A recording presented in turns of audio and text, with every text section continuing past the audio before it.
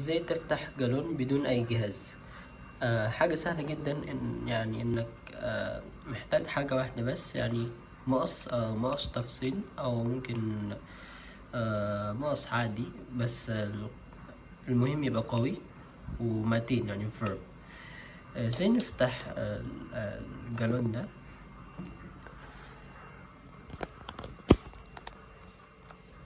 اولا لازم تاخد بالك من لف الحاجات دي، يعني تفتح او تقص كده حسب اللفة دي يعني.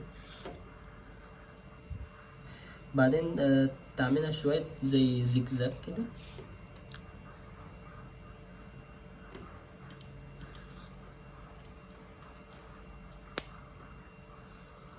اهو شوية زجزاج.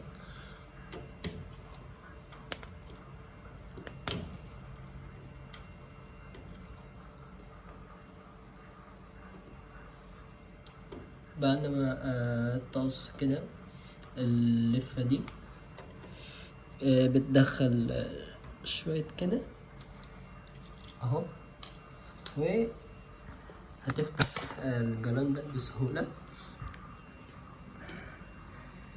1 2 3، بس كده. عشان تبقى عايش في اندونيسيا بدولارين بس، دولارين ممكن تشتري الجالون ده، وبعدين خلاص يعني تبقى عايش في اندونيسيا بالمية. بس كده.